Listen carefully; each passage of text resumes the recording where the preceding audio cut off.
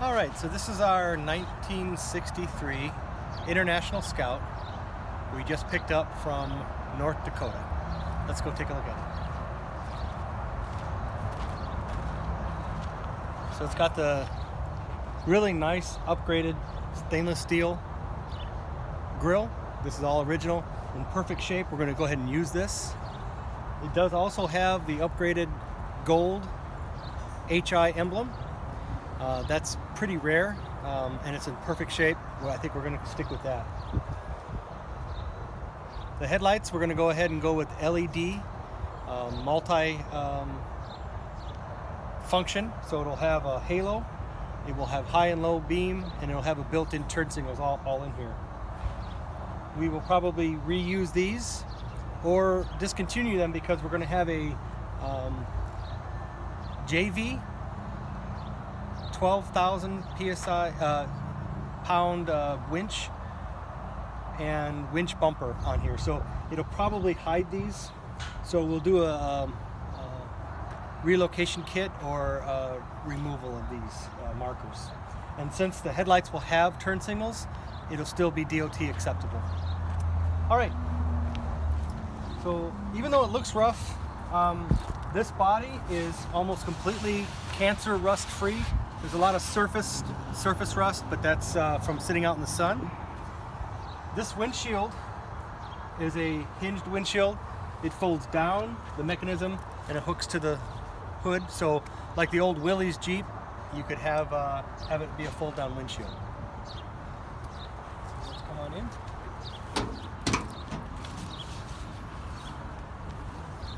All right, so here in the dash, it's real simple. You've got your speedometer, and you've got your temperature and your fuel gauge. Now, these are 4.5 inches. We'll probably upgrade these to a 6-inch, and we're going to get you a 120 mile per hour speedometer. And we're going to get, this will probably also have your fuel gauge in it. And then this side will be a tachometer, which will probably have the temperature and oil pressure in it. So it'll be 3 on this side in a big housing, 3 on this side. Okay, this has the original steering. I like the push button. So we're going to integrate this emblem and this push button onto a new tilt steering with the transmission shifter on the column. It'll be an I Did It steering column. It'll be all chrome, probably with a much smaller steering wheel because they needed such a large 15 or 16-inch diameter steering wheel because it didn't have power steering. We're going to have power steering, so we can go with a much modern, smaller, probably a 14-inch steering wheel. And possibly, if we can get it, we'll be telescoping, because this right here, when you sit down, it's right in your lap. We want to slide it back so you have room, and then with the lever you can slide it forward or bring it back, and then with another lever it will tip. Okay, so we're going to make it an automatic, so we won't need the gear selector here. We're not going to need the clutch pedal, so that'll be taken out. The indication of your gear selection will be here in a glass and chrome display. We'll have one lever for the four-wheel drive transmission, so that'll be all cleaned up. Very nice. So this top comes off. There's 4 bolts across here, 6 bolts in the back. This top will pop off. But as you can see, with this being such a thin-bodied flip-down windshield, if you ever did have any type of accident, there's no protection. So we're going to do a 6-point roll cage. The roll cage will come up from the frame, up here, follow along. There'll be a tube, it's called a halo, around your body. And then off that will be a shoulder mount belt restraint. We're going to put bucket seats in here. We're going to try to get a set of either Camaro or modern electronic seats, so that it'll be 6-way power seat, hopefully with a heater, heated seats. We're going to go ahead and redo these windows. These are sliding windows like you'd see like in a RV. Not really desirable. One nice thing is you can pop them off the frame, but what we're going to do is we're going to try our best to get a power window kit and have it be one-piece glass, and it'll be a little louver here, partial vent like the 70s trucks, and then a sliding power window.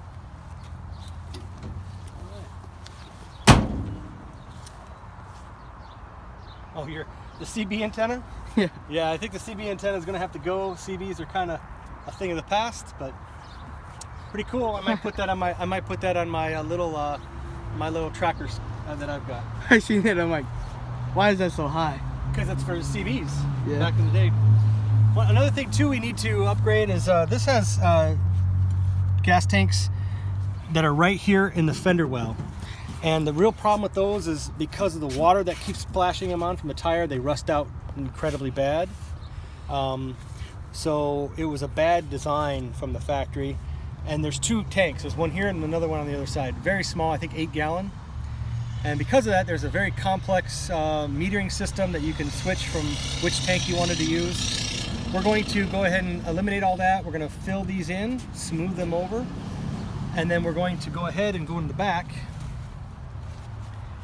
and put in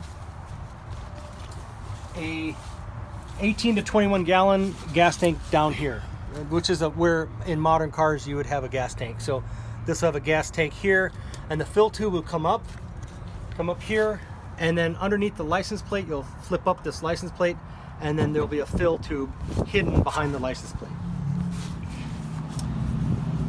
We're also going to upgrade this rear bumper. This original one is nice if you're going to do a restoration, but we're going to do a resto mod. We're going to go ahead and go with a modern VJ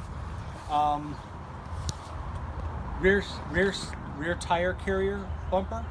It'll have access points with D hitches, and it'll also have a latch so that the spare tire will swing away, and then you'll be able to get to your tailgate, which will flip down. All right, so once we get done with all that, because these gas tanks are going to go away, all this space will be empty. We're going to make this storage. It's going to be lockable storage facilities. We'll put a divider. It'll be a front and rear on both sides, and it'll be a locking cap. Because when you pull this top off and go topless, really there'd be no place to really store your stuff. If you went to the beach, people would pilfer your things. So it'd be a nice spot. You'll have 4 locking toolboxes or compartments there. Super cool. All this is going to be redone. It's going to have a lizard skin lining, so all this will be quiet. It'll all be rust proofed. And then these bolts, they have 6 bolts holding this on. That's a little cumbersome. It's overkill. We're going to eliminate that and do a quick change process where just 2 bolts takes this whole top off in the back, 2 bolts in the front. That's all you need, and much quicker. We want you to be able to take this top off in 5 minutes or less. All right, super cool. Because it's from North Dakota, it's very clean, very minimal rust on this vehicle. So let me show you this here. All the glass is going to be redone, new windshield. All the metal is really good all the way throughout. There's very minimal rust. We're going to upgrade your axles. These came with Dana 33's rear, Dana 27's front. Very small. We have a 1975 Scout that we're going to use as our donor parts car. That has Dana 44 axles, and it has upgraded disc brakes. So your vehicle is going to have 4-wheel disc brakes with beefy off-road Dana 44 axles. All right, so we just got it. What is today? It's July 1st. July 1st? Okay, July. So probably by the 4th of July weekend, we're gonna have this top off. We're going to have some things going as far as measurements. We're going to also cut out this bulkhead because we're going to do a pass-through. We're going to make sure that people can get through with the bucket seats. They can walk between. There's going to be a console. You can crawl back, and then there'll be a bench in the back. So this is, someone made this. This is a homemade plywood. That's going. This bulkhead is going. It's going to be stopped on both sides like the more modern 68 to 75 Scouts, and that's what we'll have. Of course, as you know, we'll talk about the LS swap as we get closer to that. It's going to have a new 4-core aluminum radiator. It's going to have power steering, power brakes, all the amenities. But this is just the start of a video. I'm going to try really hard to take videos as I go and go from there. All right, thanks a lot. We'll see you again.